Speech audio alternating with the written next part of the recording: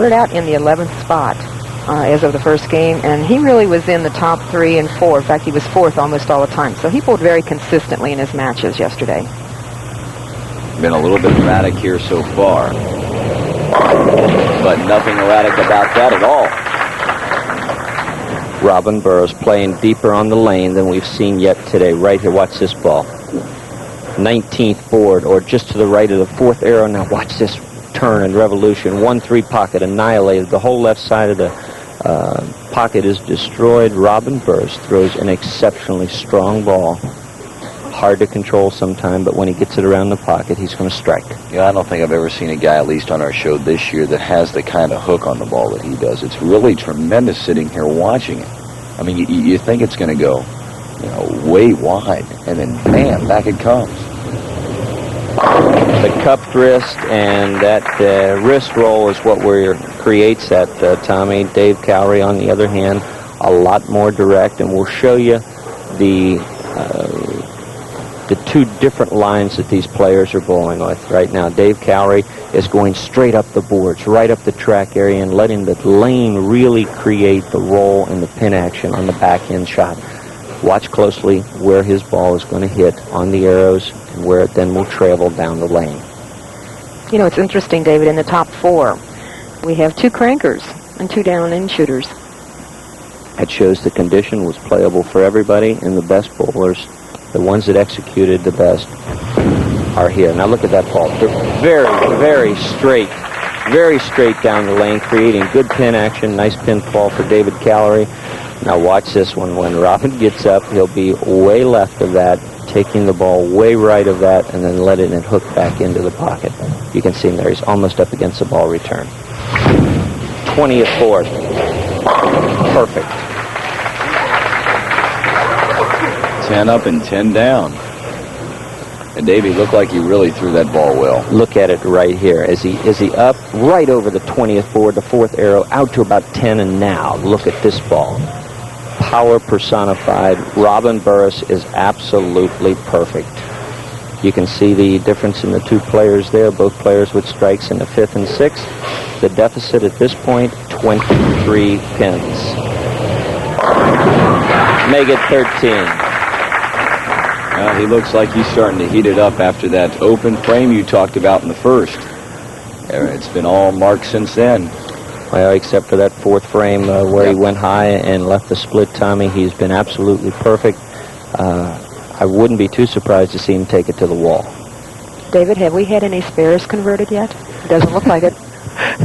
No, it's a strike or nothing so far, Bo, but I'm sure we're going to see a few here before this match is over. We're not going to see a 300 in this game, but nonetheless, we've been waiting to get him in a car.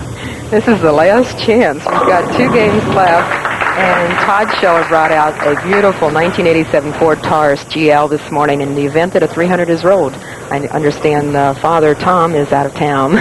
Here we see it, right over the 11th board, perfectly straight, no arc here. Now watch the 8 pin. See that one's just kind of looking at us there in the back row? Now watch the ball travel through, and the neck of the head pin is what takes out the 8. We talked about this pressure of match play, and when you're talking $1,600. That's really something to shoot for, isn't it? I noticed that... who's that good-looking redhead there? Yeah, Who is that? She may look a little familiar. That's Diane Burrus. That's his brother, sister. I lost Robin's name. Robin's sister. I knew you'd get it right eventually, Bo. In any case, Robin Burrus did not have his mind on this shot. You can see it. He throws that way wide. He was hitting the 20th board. That ball hits the 16th. Now watch it come back. Missing the head pin, leaving what we call the washout. Very difficult spare. This party is over. Dave, let me ask you a question. You see a guy with this kind of hook that Robin puts on the ball. Do you recommend to young bowlers? Because it seems awfully tough to control. I don't recommend it, but if a player watches a lot of TV, he's going to notice these big hook players, and they're more exciting to watch. When they're striking, they are awesome. Now watch this strike. Pretty boring, right? All the pins just fall down. They go into the pit. Dave Callery and my game are very similar pin action-wise. We don't throw scouts from one wall to the other and whirly birds and all that. We just knock pins down. The guys at home, if you're learning the game from scratch, don't worry about hooking the ball. Work on rolling the ball, end over end. Make it hit. Well put. See, Dave Callery, he's getting his wrist position. Now he's going to hold that position to the release point. He flipped that ball. That ball is not going to roll. If we can get a good-looking shot of his wrist roll on this replay here, I'll tell you what, we can see what he's going to roll around this ball. Try to pick up the spare. Okay, let's take a look at his wrist roll. Now look, he gets it positioned here. Now watch at the foul line. He dumps the thumb. You see the ball spinning erratically at that point, Tommy? It's not picking up the roll. That was an execution error. Dave Callery could have let Robin back in the match with a couple of errant shots, but Robin did not take advantage of it in the 10th frame. And you can let the heavy lady in.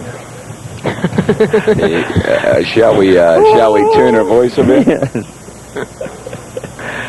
Boy, let's all hope it doesn't have any resemblance to that bit of music. You know, some of the kings we've had this year, real surprising not to see any of those guys back. That's for sure. You know, yesterday the qualifying was really, really strong. And a lot of people made a lot of moves, like Kevin Gillette, who ended up in the 6th position. Started out in the 1st position, dropped to 13th, 16th, moved to 12th, up to 5th, and ended up in the 6th position. You know, a lot of competition yesterday. Robin finishing out with the strike in the 10th frame.